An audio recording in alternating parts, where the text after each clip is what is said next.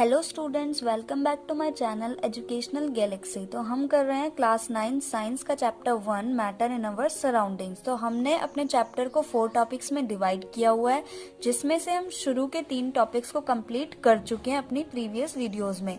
तो आज हम अपना 4th एंड लास्ट टॉपिक करेंगे which is evaporation. So let's start. हमने अपने लास्ट टॉपिक में पढ़ा था कि जो मैटर है वो अपनी स्टेट में चेंज तभी कर सकता है जब या तो हम टेम्परेचर को चेंज करें या फिर हम प्रेशर में कोई चेंज लाए। अब सवाल ये उठता है कि क्या मैटर अपनी स्टेट को चेंज कर सकता है बिना इन दोनों? तो इसका आंसर हमें अपनी डे टू डे लाइफ में ही मिल जाएगा। फॉर एग्जाम्पल, हमने छत में जब धूप लगी हुई है अच्छी खासी, हमने एक ग्लास में पानी रखा, इतना पानी हमने रखा। थोड़े टाइम के बाद हम देखेंगे कि जो पानी का लेवल है वो थोड़ा कम हो चुका होता है। तो ये जो पानी का लेवल इतने से इतना हो गया, कम हो गया, ये कैसे हुआ? ना तो हमने इसको हीट किया बहुत ज्यादा और ना ही हमने इसके प्रेशर में कोई चेंज किया। तो ये अपने आप पानी डिक्रीज कैसे हो गया? इसका मतलब तो यही है ना कि जो ये बाकी का बचा हुआ पानी है ये वेपर्स में कन्वर्ट हो गया। लेकिन हमने पढ़ा था कि वेपर्स में कन्वर्ट होने के लिए उसे पहले अपने बॉइलिंग पॉइंट तक पहुंचना होता है। तो ये कैसे कन्वर्ट हुआ? दूसरी चीज अगर हम देखें तो हम अगर जब छत में कपड़े सुखाते हैं तो वो जो कपड़े हैं उनका जो पानी होता है वो थोड़े टाइम बाद कपड़े अच्छे से सूख जाते हैं। तो कपड़ों को भी ना तो हमने बॉईल किया और ना ही हमने इनके प्रेशर में कोई चेंज किया, तो अपने आप उनका पानी उड़ के वेपर्स में कन्वर्ट कैसे हो जाता है? तो देखो बच्चों, हमने एक चीज पढ़ी है, जो हमारा मैटर है वो 3 स्टेट्स में होता है, solid, liquid and gaseous state में। हमने इन तीनों ही स्टेट्स के पार्टिकल्स का कैसा स्ट्रक्चर होता है ये भी पढ़ा हुआ है। सॉलिड स्टेट में बिल्कुल भी गैप नहीं होता, लिक्विड स्टेट में गैप थोड़ा बहुत होता है, जबकि गैसियस स्टेट में पार्टिकल्स बहुत दूर दूर होते हैं, गैप उनके अंदर बहुत ज्यादा होता है। हमने एक चीज और पढ़ी है कि ये जो तीनों ही स्टेट्स के पार्टिकल्स हैं उनके अंदर एक स्पेशल काइंड की एनर्जी होती है जिसे हम कहते हैं काइनेटिक एनर्जी, जो इन्हें अलाउ करती है मूव करने में एक जगह से दूसरी जगह। तो इन तीनों स्टेट में से एक स्टेट जो कि है लिक्विड स्टेट, इसमें क्या होता है, जो पार्टिकल्स ऑफ मैटर हैं इनमें से कुछ पार्टिकल के पास काइनेटिक एनर्जी ज्यादा होती है जो कि यहाँ सरफेस पे होते हैं। तो ये क्या करते हैं, अपनी काइनेटिक एनर्जी से उड़ करके बाहर चले जाते हैं और कन्वर्ट हो जाते हैं किसमें? वेपर में। तो क्या होता है, लिक्विड स्टेट में जो पार्टिकल्स हैं जो कि सरफेस पे होते हैं वो और पार्टिकल से अपना बॉन्ड तोड़ के और बाहर चले जाते हैं किसमें? एटमॉस्फेयर में। और किस स्टेट में कन्वर्ट हो जाते हैं वो? वेपर स्टेट में। इसी फिनोमिना को लिक्विड स्टेट से वेपर स्टेट में कन्वर्ट होना बिना बॉइलिंग पॉइंट पे पहुंचे हुए कहलाता है इवेपोरेशन। तो अब हम इवेपोरेशन की सिंपल सी डेफिनेशन लिख सकते हैं। So, conversion of liquid into vapor at any temperature below its boiling point is called evaporation. Liquid का vapor में convert होना बिना boiling point को reach किए evaporation कहलाता है। अब हम पढ़ेंगे factors affecting evaporation, वो कारण जो कि evaporation को affect करते हैं जिससे evaporation का process fast हो सकता है या फिर slow हो सकता है। तो हमारा सबसे पहला फैक्टर है increase in surface area. Means जब हम सरफेस एरिया को इंक्रीज कर देते हैं तो हमारा इवेपोरेशन का प्रोसेस और भी फास्टर होता है। कैसे? अगर सरफेस एरिया कम होगा तो पार्टिकल्स लिक्विड के पास पास रहेंगे, मींस उनके बीच में स्पेस कम होगा। लेकिन अगर हम सरफेस एरिया को बढ़ा दें तो पार्टिकल्स दूर दूर हो जाएंगे, मींस उनके बीच में स्पेस भी बढ़ जाएगा। अब क्योंकि पार्टिकल्स के बीच में स्पेस बढ़ चुका है तो वो इजीली वेपर्स में कन्वर्ट हो जाएंगे कम टाइम में, इसलिए इवेपोरेशन का प्रोसेस फास्टर होता है सरफेस एरिया को इंक्रीज करने से। इसीलिए हम कपड़ों को धो करके ऐसे ही नहीं डाल देते डोरी पे, उन्हें फैला के डालते हैं ताकि जल्दी से वो सूख जाएं। नाउ सेकेंड फैक्टर है इंक्रीज इन टेम्परेचर। ये तो हमें पता ही है कि टेम्परेचर जब हम बढ़ाते हैं तो हमारा जो प्रोसेस है वेपर में कन्वर्ट होने का वो फास्टर हो जाता है। हमने देखा होगा घरों में भी जब हमें कपड़े सुखाने होते हैं तो हम धूप वाली साइड कपड़ों को सुखाते हैं ताकि वो इजीली सूख जाए, बजाय छांव के जहाँ पे धूप है ही नहीं।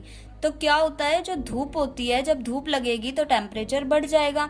मींस जो हमारा कपड़ा है जिसमें कि जो अभी गीला है, जिसमें लिक्विड के पार्टिकल्स हैं, अगर धूप लगेगी तो उन पार्टिकल्स को एक एनर्जी मिलेगी। हमें पता है ना काइनेटिक एनर्जी कैसे इंक्रीज होती है? टेम्परेचर से। अगर हम टेम्परेचर को इंक्रीज करें तो काइनेटिक एनर्जी भी इंक्रीज होती है, ये चीज हम पढ़ चुके हैं।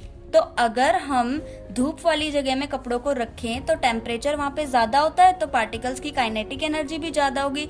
इट मीन्स वो दूर दूर तक मूव कर पाएंगे और वो इजीली वेपर में कन्वर्ट हो जाएंगे और हमारा इवेपोरेशन का प्रोसेस फास्टर हो जाएगा। Now our third point is that increase in wind speed. Wind speed क्या होती है? हवा की स्पीड। हमने देखा होगा कई बार छत पे धूप नहीं भी लगी होती लेकिन हवा चल रही होती है और तब भी हम कपड़े सुखाने को डाल दें तो वो कपड़े सूख जाते हैं। कैसे? भाई जो हमारी विंड है वो अपनी स्पीड का कमाल दिखाती है। कैसे? जो हमारी हवा है उसमें एक खास बात होती है कि वो अपने अंदर पानी के कुछ पार्टिकल्स को रख सकती है जो कि वेपर फॉर्म में होते हैं। अब जो हवा तेज तेज चल रही है वो क्या करेगी? जो हमारा कपड़ा सूख रहा है छत में जिसमें कि लिक्विड के पार्टिकल्स हैं, वो उन पार्टिकल्स को अपने अंदर ले लेगी और आगे बढ़ जाएगी। फिर पीछे से हवा आएगी, वो उन पार्टिकल्स को अपने अंदर ले लेगी और आगे चलती जाएगी। तो जितनी तेज विंड आएगी उतने ही पार्टिकल्स जल्दी जल्दी जाते रहेंगे। इसलिए विंड स्पीड अगर ज्यादा तेज हो तो हमारा इवेपोरेशन का प्रोसेस फास्टर होता है। तो ये तीनों पॉइंट्स मैंने यहाँ लिख दिए हैं। हमारा फोर्थ पॉइंट है डिक्रीज इन ह्यूमिडिटी। ह्यूमिडिटी क्या होता है? Amount of vapour present in atmosphere और एयर। कितने वाटर के वेपर एटमॉस्फेयर में या फिर हमारे आसपास एयर में प्रेजेंट है उसे कहते हैं ह्यूमिडिटी। तो ह्यूमिडिटी को हम एक एग्जाम्पल से समझते हैं। सपोज एक कार है जिसमें सिर्फ 4 लोग ही बैठ सकते हैं, लेकिन स्टॉप पे बहुत सारे लोग लिफ्ट मांगने के लिए खड़े हैं। अब इस कार में सपोज 3 लोग बैठे हुए हैं तो ये इनमें से एक ही को सीट दे पाएगी, एक ही को लिफ्ट दे पाएगी। चलो ये कार चली गई। अब एक दूसरी कार आई, सपोज इसमें पहले से ही 4 सीटें फुल हैं, 4 लोग बैठे हुए हैं, तो अब ये तो एक को भी लिफ्ट नहीं दे पाएंगी। यही सेम चीज हमारी होती है ह्यूमिडिटी में। जो हमारी विंड है उसमें एक अमाउंट होती है कि इतने ही पार्टिकल्स वो कैरी कर सकती है। अब ह्यूमिडिटी वाले डेज में क्या होता है? पहले से ही बहुत सारे वाटर वेपर विंड में प्रेजेंट होते हैं, तो जो हमें लिक्विड में से मतलब जो हमें कपड़ा सुखाना है उसके अंदर जो पहले से ही लिक्विड के पार्टिकल्स हैं उसको विंड अपने साथ कैसे ले जा पाएगी? वो धीरे धीरे 1 या 2 ही ले जा पाएगी। लेकिन अगर ह्यूमिडिटी कम हो, मीन्स इसमें पार्टिकल्स की अमाउंट कम हो, तो वो इजीली कपड़े में से वाटर के पार्टिकल्स को वेपर में कन्वर्ट करके अपने साथ आगे ले जाती रहेगी और इवेपोरेशन फास्टर होता रहेगा। इसीलिए ह्यूमिडिटी कम होनी चाहिए इवेपोरेशन की स्पीड को इंक्रीज करने के लिए। तो ये चारों हमने फैक्टर्स पढ़े। फर्स्ट था increase in surface area. Surface area जब बड़ा होगा तो ही इवेपोरेशन का प्रोसेस फास्टर होगा। Increase in temperature, temperature increase होगा तो ही इवेपोरेशन का प्रोसेस फास्टर स्पीड से होगा। Increase in wind speed, wind speed भी हमारी इंक्रीज होगी तो ही इवेपोरेशन फास्टर होगा। लेकिन ह्यूमिडिटी का हमेशा याद रखना उल्टा होगा, डिक्रीज। ह्यूमिडिटी जब कम होगी तो ही हमारा इवेपोरेशन फास्टर हो पाएगा। अब हम एक बहुत ही इंटरेस्टिंग चीज पढ़ेंगे जो कि इवेपोरेशन से रिलेटेड है, that is evaporation causes cooling. मतलब इवेपोरेशन ठंडक देता है। कैसे? वो देखते हैं। इसको भी हम एक एग्जाम्पल से समझते हैं। हमने डेली लाइफ में देखा होगा जो अर्धन पॉट होता है, हमारा मटका होता है, उसमें हम पानी डालते हैं तो थोड़े टाइम बाद पानी ठंडा हो जाता है। तो कैसे होता है? तो बच्चों जो मटका होता है वो पोरस होता है। पोरस मतलब उसमें छोटे छोटे छेद होते हैं। अब हम मटके में पानी डालते हैं तो हमें पता है पानी के अंदर छोटे छोटे बहुत सारे पार्टिकल्स होते हैं और इन सभी पार्टिकल्स के पास एक स्पेशल काइंड की एनर्जी होती है जिसे हम कहते हैं काइनेटिक एनर्जी, जो इन्हें इधर से उधर मूव कराने में हेल्प करती है। अब इन पार्टिकल्स में से कुछ पार्टिकल्स होते हैं जो कि मटके के पोर्स में अच्छे से चले जाते हैं और मटके के बाहर की तरफ आ जाते हैं।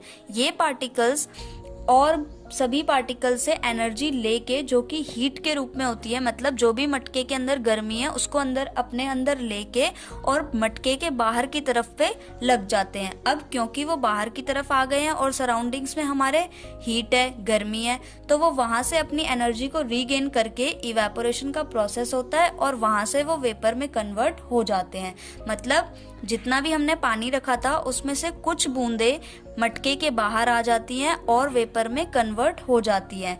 अब क्योंकि उन्होंने बाकी के पार्टिकल से हीट ले ली है अपने अंदर, तो अंदर का पानी कैसा हो जाएगा, ठंडा या गर्म? क्योंकि हीट ले लिया है तो ऑफ कोर्स ठंडा ही होगा पानी। इसीलिए जो मटके का पानी है वो गर्मियों में ठंडा हो जाता है। किस कारण? इवेपोरेशन से। और हमने ये भी देखा कि इवेपोरेशन कैसे कूलिंग करती है। एक और एग्जाम्पल हम देखते हैं अपनी डे टू डे लाइफ का, जबकि इवेपोरेशन से कूलिंग होती है। वो एग्जाम्पल ये है कि जब हम अपने हाथ में एसीटोन, पेट्रोल या फिर परफ्यूम डालते हैं तो 1-2 सेकेंड्स के बाद ही हमें ठंडा ठंडा लगता है, और जो वो पेट्रोल, परफ्यूम या फिर एसीटोन है वो वेपर में कन्वर्ट हो जाता है। तो ऐसा इसलिए होता है क्योंकि जो तीनों ही चीजें हैं इनका बॉइलिंग पॉइंट बहुत ही कम होता है, वेरी लो। तो इन सब में एक क्वालिटी होती है जिसे हम कहते हैं वॉलेटाइल। वॉलेटाइल मतलब होता है जरा सी हीट मिलते ही इवेपोरेट हो जाना, जरा सी हीट मिलते ही वेपर में कन्वर्ट हो जाना। तो इन तीनों को ही हमारी जो हथेली होती है ये थोड़ी बहुत गर्म होती है, इनके लिए तो ये गर्म ही होगी, इसमें हीट होगी। तो जैसे ही हम पोर करते हैं एसीटोन, पेट्रोल या फिर परफ्यूम, तो क्या होता है वो हमारे हाथ से हीट को लेकर के अपने अंदर चले जाते हैं और इवेपोरेट हो जाते हैं, और हमारी हथेली में जो हीट थी पहले से ही वो सब अपने साथ ले जाते हैं, इसलिए हमारे हाथ में ठंडा ठंडा लगता है। ऐसे बहुत ही सारे एग्जाम्पल है जो हम डे टू डे लाइफ में देखते हैं इवेपोरेशन से रिलेटेड, जिससे कि कूलिंग इफेक्ट होता है। एक और एग्जाम्पल ये है कि जब हम गर्मियों में अगर छत पे सोते हैं तो कुछ लोग सोने से पहले क्या करते हैं, छत में पानी डाल देते हैं। तो उस पानी डालने से क्या होता है, पानी डालने से जो लिक्विड के पार्टिकल्स हैं, मींस वाटर के अंदर जो पार्टिकल्स हैं, वो सरफेस पे तो बहुत ज़्यादा हीट है, तो वो क्या करते हैं, सरफेस से हीट को अपने अंदर एब्जॉर्ब करके इवेपोरेट हो जाते हैं, मतलब वेपर में कन्वर्ट होके उड़ जाते हैं। और जो हमारा सरफेस है यहाँ पे कूलिंग इफेक्ट हो जाता है, तो हमारी छत ठंडी हो जाती है।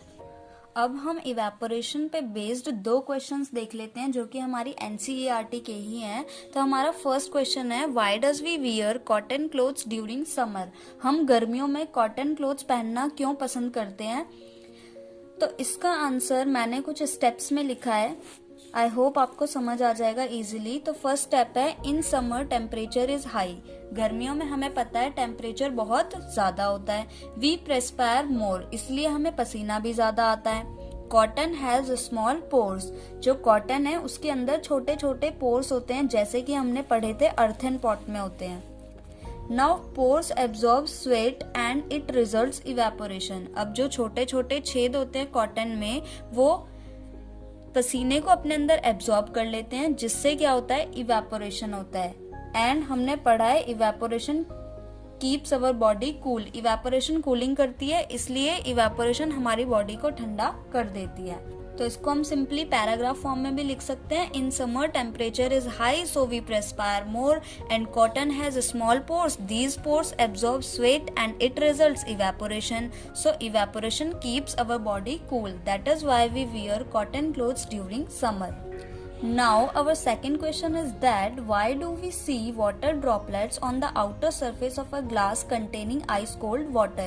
ये तो आपने बहुत बार नोटिस किया होगा कि गर्मियों में जब हम ग्लास में ठंडा पानी डालते हैं तो उसके बाहर छोटे छोटे पानी के बूंदे हमें दिखाई देती हैं। तो ऐसा क्यों होता है, इसको भी हम कुछ स्टेप्स में पढ़ेंगे। सबसे पहला, there are water vapour present in surrounding. हमें पता है कि सराउंडिंग्स में पानी के कुछ वेपर जो हैं वो प्रेजेंट होते हैं एयर में। Vapour loses their energy and condensation occur.